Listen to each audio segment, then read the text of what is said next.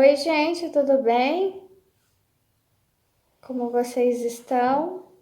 Eu sou a Melissa. Se inscreva no canal, curta o vídeo, vem comigo e eu vou mostrar para vocês mais um desenho meu, tá? Na verdade, esse desenho é praticamente a mesma ideia de um outro que eu já trouxe.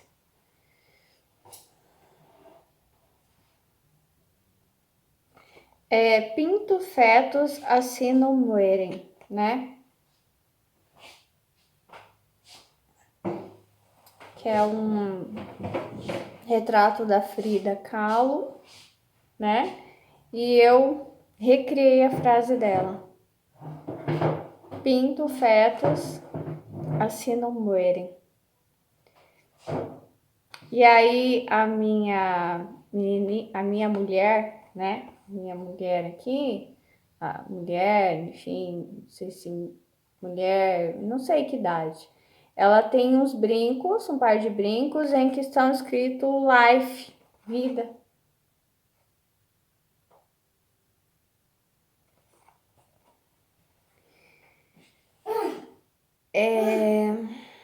Isso ficou recriando na minha mente e eu recebendo estímulos por todos os lados para falar sobre a vida, sabe?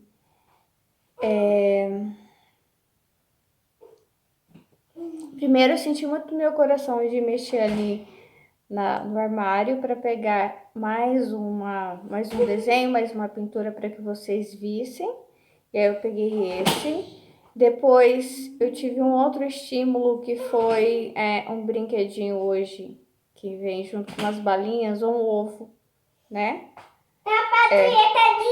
Que eu comprei para minha filha. Um macho. E daí isso ficou me lembrando deles, da vida dos fetos, né? O ovo representando a vida, o útero deles ali dentro. Eu tirei macho. E hoje também eu vi 2 tucanos. Não sei se era um casal, muito lindos. Só que daí eu me lembrei que os tucanos, eles são muito cruéis. Eles comem os ovos, né, dos passarinhos menores. E aí aquele bico enorme dele, Deus começou a falar comigo e me mostrar alguns tipos de abortos que são feitos. Você me levou. Que são tipo uma pinça enorme, né? Que lembra um pouco esse bico enorme, né? Que vem e arranca, né? O feto. Eu sei que hoje eles têm. Você me levou lá. Processos abortivos Você mais me levou requintados. Lá pra ver os tucanos. Então, mas eles não estavam lá, eles já foram embora. Passarinho livre é assim, né?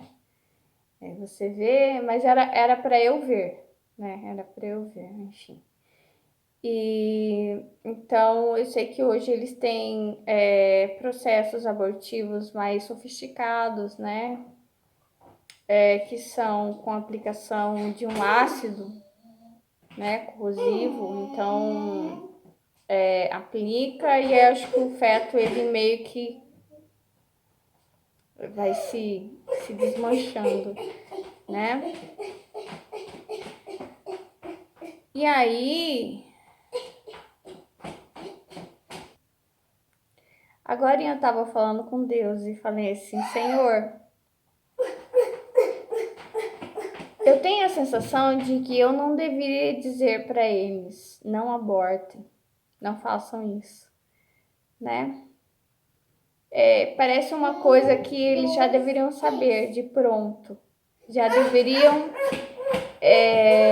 nascer com essas informações, já sabe, com uma sabedoria interna. Mas não é assim, né? A gente precisa dizer.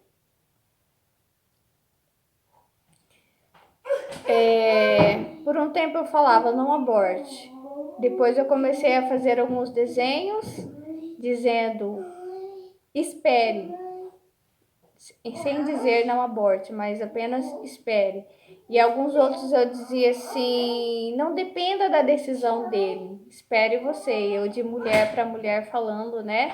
Não dependa dele, porque às vezes a mulher fica esperando para ver se ela tem um apoio do homem. Não dependa dele, né? Decida você sozinho. Ou às vezes eu comecei a escrever assim nos meus desenhos: não decida nada, só espere, né?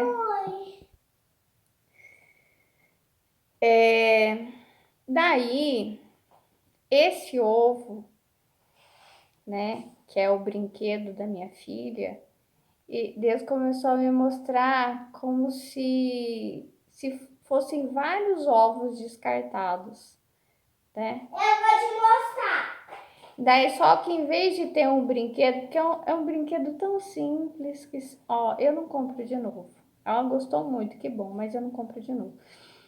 Tão simples. E esse ovo, esses ovos que foram descartados e os que serão ainda, não são ovos simples. São ovos tão complexos, né? Que o ser humano ele está tentando recriar e ele vai conseguir. A minha, assim que eu penso na minha visão, que ele vai conseguir. É claro que é tudo. Sabe quando você olha um cenário assim, você. Enfim, eu não sei, eu não vou dizer que é uma profecia minha, mas eu acho que eles vão. Acho até que já conseguiram, mas eu acho que isso vai virar o padrão, a gestação por máquinas e não mais pelo útero. Até porque a menstruação ela tem sido Ô, gente, eu quero de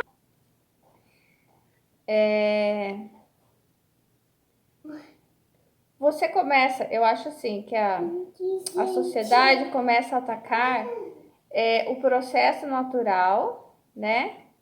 Para depois começar a dizer que o processo artificial é melhor, né? Então você primeiro demoniza a menstruação, a gestação, a maternidade, né? Para que você vá tirando essas coisas, né? Por isso que eu acredito que futuramente não haverá mais mulheres como nós, né? Mulheres que menstruam, mulheres que engravidam, que geram, e casais com, né, heterossexuais e famílias. Eu acho que futuramente não vai ser assim. Daí eu tava falando assim que pensando, né, comigo nessa questão de não ter que falar, que vem dessa ideia do Éden, né? Eu acredito que no Éden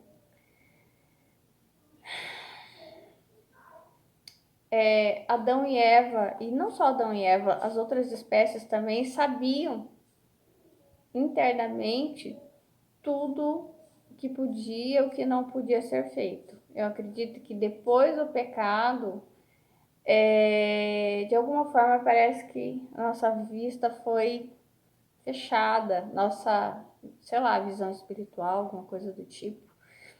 E, e aí a gente começou a desenvolver o quê?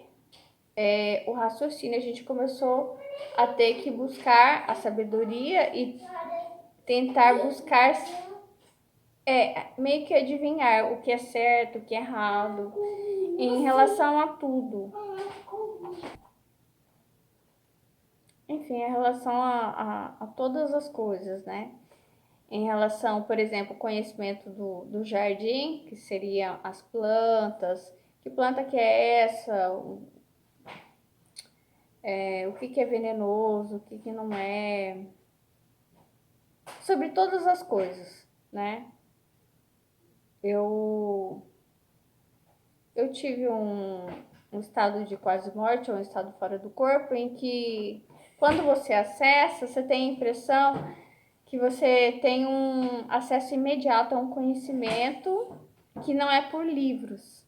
Aliás, lá no céu não tem livros, Não tem livros, um acesso imediato ao conhecimento. Então, que eu acho que talvez lá no céu seja esse Éden, não sei se é o Éden. E que se perdeu com o pecado, porque aqui é uma dualidade. Então, por isso que eles não sabem, eles precisam ser avisados, ó, não façam isso. Não mate os fetos, sabe?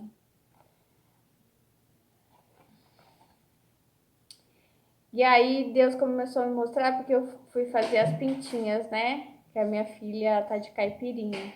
Eu tô com esse aqui, a dela também. E eu fiz uma manchinha aqui vermelha, aqui outra maçãzinha, as pintinhas. Daí Deus me falou assim, essas pintinhas no rosto, tem coisas que as pessoas fazem, como mentir, abortos, outras coisas, né? Vários tipos de pecados. E que eles acham que está escondido, mas não, é como essas pintas, Deus falou, tá pintado na cara. É claro que só quem tiver, sei lá, uma revelação espiritual, né? Ou Deus é que vê isso, mas fica grudado na cara, fica como essas pintas. E daí eu falei, tá, mas e aí, né? Então a gente fica, não, mas conforme você se arrepende, e aí, ó, milagre, some de sua cara, né? Some. Então fica grudado na cara. E aí eu pensei também, porque existem duas pessoas que pensam de modo tão oposto. Um que é, não, né, você pode, tá tudo bem abortar. E outro que, não faça isso, né, que chega a doer dentro da gente, arde, né? E que não tem nada a ver, nem conheço essas pessoas, nem conheço esses fetos e parece que eles são meus, né? Eu acho que é por causa eu tava pensando com Deus, da origem, né? Por exemplo, geralmente quem é abortista acredita que a vida, ela descende da própria carne, que é a carne deriva da carne, né? E a minha visão é que toda vida deriva do espírito. É uma coisa que eu venho construindo, acho que desde que eu escrevi o livro da minha filha, né? Eu não me apresentei, já fui logo falando que eu sou escritora, escrevi o 7º livro, escrevi o 7º não sei a ordem dos livros, que eu publiquei o 7º livro, que é Poliana de Verdade, né?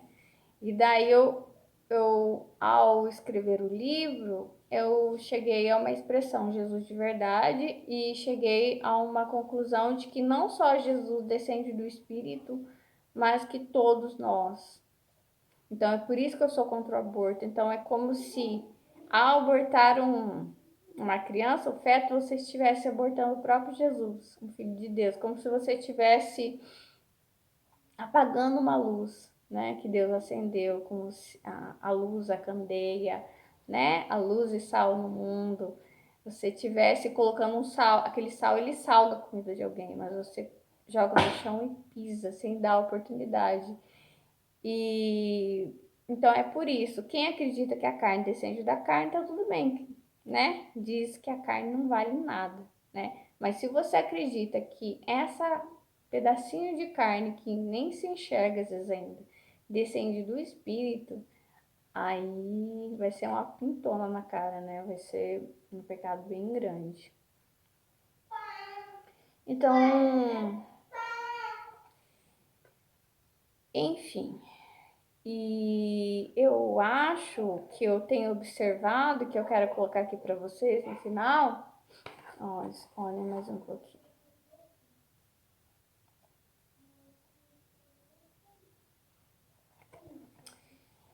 Que o ser humano, ele caminha para... É como se ele muito se valorizasse a vida velha e não valorizasse a vida nova. O que é a vida nova? Essas que vem vindo. Eles vêm chegando, eles vêm chegando, eles vêm chegando, né? E muitas vezes eles não pedem permissão mesmo, né? A mulher engravida, ai, sem querer, esqueceu a pílula, ficou grávida. Ou foi um abuso, ou foi um estupro, ou, nossa, ela já teve o número de filhos que ela queria, tá no início da carreira, tá com uma viagem programada, acabou de assinar vai ser despedida se descobrindo que está grávida, entendeu? Então a vida, ela não avisa mesmo, sabe? Ela vem sendo inesperado. E aí eu vejo muito uma valorização da vida velha, né? Com novos recursos de estética, todo mundo querendo parecer mais jovem, botox, muitas microcirurgias, né? N coisas, né? Tanto que, enfim, eu não sou contra essas coisas, né? Quando faz bem para a pessoa, né? Eu acho que a pessoa tem que fazer. Só que tem um lado oposto que é a desvalorização da vida nova, que são essas vidas que estão chegando. Então, assim, se valoriza a vida velha, que seria o pai e a mãe, ou o pai e a mãe em potencial, né? Ele se infla de valorização. Eu sou muito importante e mais importante que você que tá vindo aí, entendeu? E isso é contra a natureza, por isso que eu falo para vocês. A mim, mais uma vez, eu tenho que falar isso. O instinto, ele não é contra nós, ele é para nossa sobrevivência.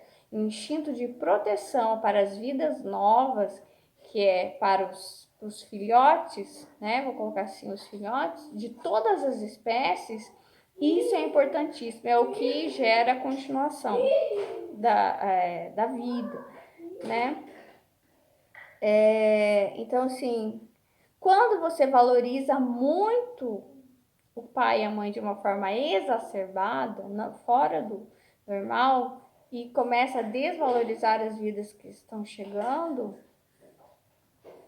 isso é muito ruim, né? E aí, só que eu tenho pensado, por exemplo, na superlotação, né, da Terra. Eu não sei exatamente como isso se processa e como que isso não tem, como se fosse o oposto que Jesus não, Deus fala, né, lá no Éden, multiplicai-vos. Como que ele dá uma ordem que pode acabar com o mundo, né? Tipo assim, ter muitos seres humanos, ou ter muito de uma espécie ou de outra, de todas as espécies, conforme você se multiplica, isso, ele dá uma ordem que isso mesmo é que destrói com o mundo. Não faz sentido. Eu tenho várias ideias aqui do que a questão de se multiplicar gera tanto problema.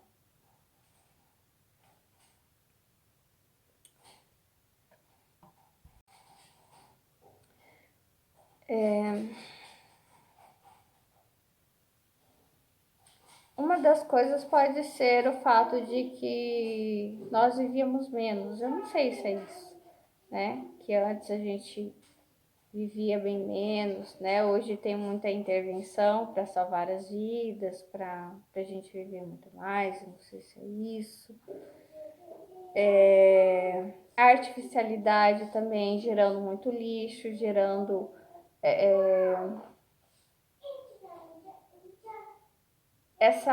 na verdade a gente está sempre criando novas necessidades que não são necessidades. Pense em uma coisa que se você ficar hoje sem isso, vai dar um grande problema na sua vida. E aí você fecha o olho e pensa, se eu ficar sem isso eu morro? É isso que Deus tem me falado. Não. Igual se eu ficar sem celular eu morro? Não. Mas vai dar vários problemas, porque tem o WhatsApp de escola, tem o WhatsApp de faculdade, tem o WhatsApp da igreja. E daí tem várias coisas também no que, sabe, enfim, plástico e tudo que a gente criou, talvez todos esses problemas que geram problemas na natureza, né? E um deles também eu acho que é o consumo de carne também, né? Pecuária.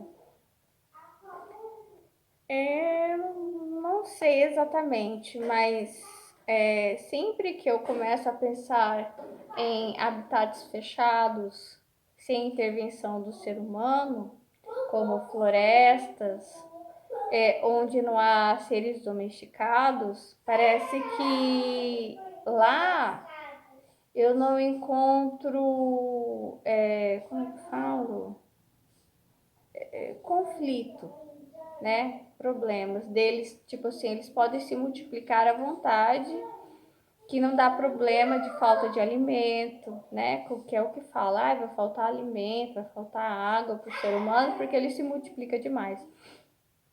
Mas estranho que quando eu penso, né, na observação de florestas e habitats sem intervenção do ser humano, lá não falta. Começa a faltar alimento, começa a dar problema quando o ser humano começa a interferir. Por exemplo, tem lugares turísticos que são muito lindos e conforme o ser humano começa a visitar, para tomar banho de rio, isso, aquilo, ali começa a dar problema. E daí, nesses habitats fechados, sem domesticação, sem problemas da intervenção do ser humano, você não vê diferenças entre uma espécie e outra. Então, todos eles têm um padrão de alimentação, um padrão de vivência, né? Não tem pobreza, é isso que eu ia dizer. Não tem pobreza, não tem coisas estourando, tipo assim, ai, um problema. O problema é quando tem alguma coisa muito grande que acontece na Terra, tipo vinda de um meteoro, a Terra esfriou, mas assim, geralmente é o total equilíbrio, né?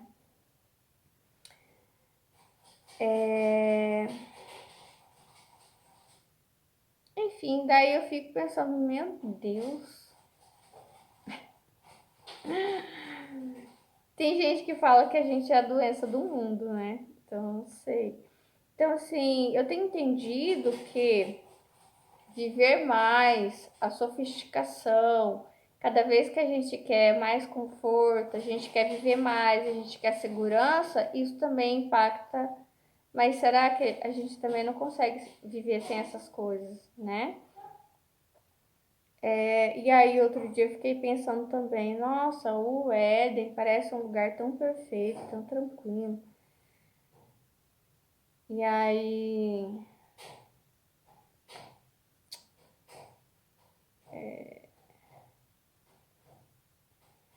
porque eu tava vendo uns vídeos as espécies anteriores até chegarem o Homo sapiens, né? E eu sei que tem um elo perdido.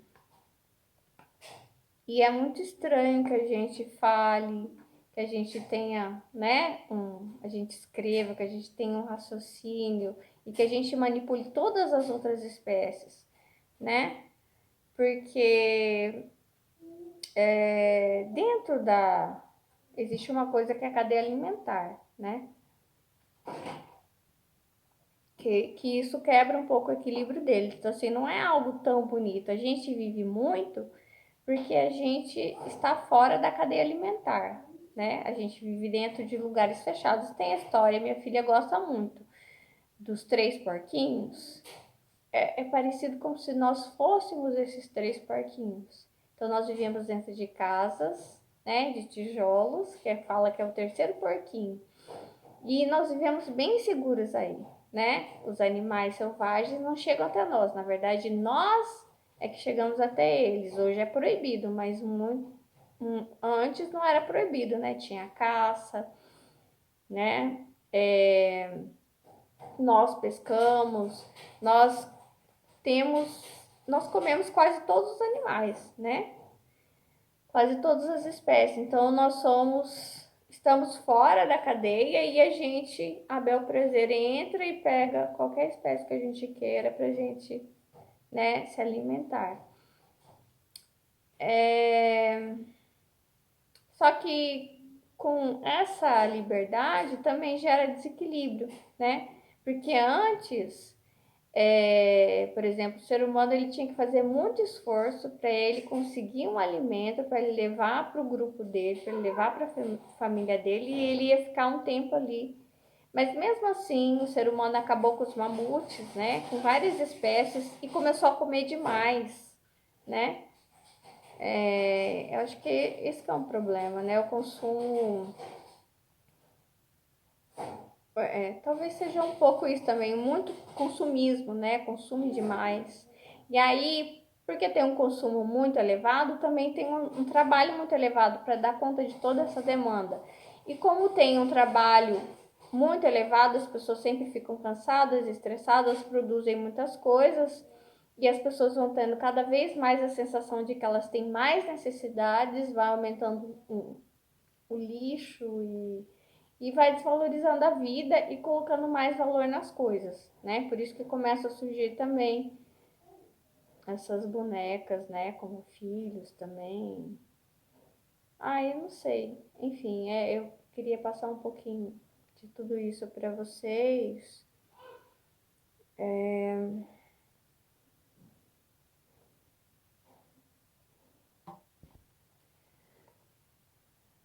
Ó, gravando, tá?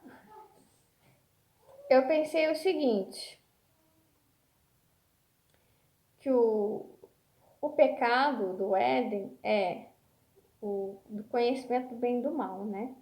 Então, para mim, o pecado talvez seja a lógica, né? Porque o que é que a gente tem que as outras espécies não têm? É a lógica, raciocínio, é o que eu estou fazendo aqui, eu estou usando de lógica, estou falando com vocês, estou juntando vários tipos de conhecimento que eu já tive ao longo de toda a minha vida para tentar interpretar um pouco junto com os meus sentimentos também, usando de lógica, né? O raciocínio lógico. É isso que as outras espécies não têm. Então, parece que esse é o pecado. E aí eu falei assim, Deus, se for ver bem, a lógica, ela consegue fazer maravilhas. Ela consegue convencer você tanto que sim quanto que não. Você pegar um texto que fala sim, aborte, você vai ver que ele faz sentido. Tudo. É isso que eu estava falando com Deus. Porque ele me falou assim, não é só o não aborte que faz sentido. O aborto também faz sentido. Se você pegar um texto falando alguma coisa que, sei lá, que você é contra, e você pegar um texto, você vai ver que as ideias, elas se ligam. Porque a lógica, ela faz isso. Ela dá sentido às coisas.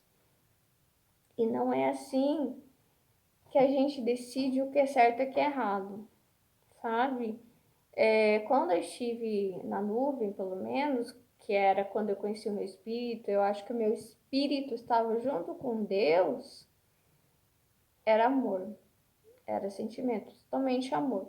Então, para mim, por isso que a lógica talvez seja o pecado original. O meu pensamento era outra coisa, o meu pensamento era o consumo de carne, né? O pecado original, mas talvez a lógica cria, separa o ser humano das outras espécies, ele se torna, abre os olhos dele, não abre?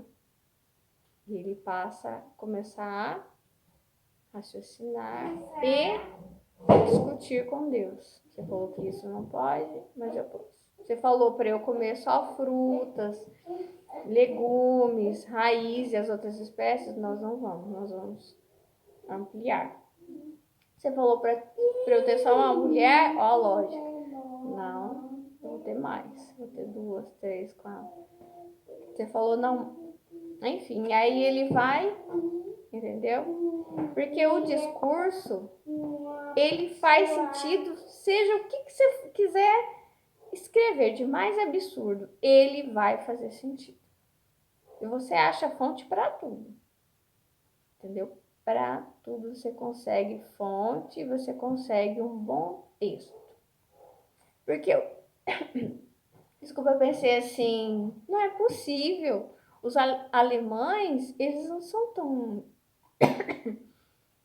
Eles não eram ignorantes, eram todas pessoas letradas, todas pessoas, sabe? País de primeiro mundo, né? E como que eles foram convencidos, né, a fazerem as atrocidades que fizeram na Segunda Guerra Mundial? Porque a lógica faz isso, ela convence. Ela convence de qualquer coisa, ela convence. Isso que é terrível. Por isso que Deus não é lógica. Deus é sentimento, Deus é amor. E se um dia vocês tiverem a oportunidade, sei lá,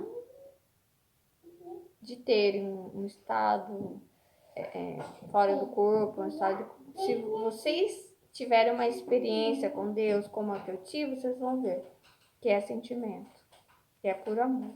E só o sentimento pode dizer, não faça isso, né? Porque se você pensa que é só carne, que é só. É assim que os judeus foram vistos, que muitas pessoas foram vistas, sabe? Na manipulação das ideias, entendeu? Para convencimento, sem sentimento algum. Ideia simples e pura. O que fez Jesus muitas vezes salvar as pessoas de apedrejamento, disso ou daquilo, foi o imenso amor que ele tinha. E é o amor que faz com que a gente se mova, entendeu? Que a gente até decida perder pelo outro. É isso aí, eu termino por aqui. Tchau, Deus abençoe vocês.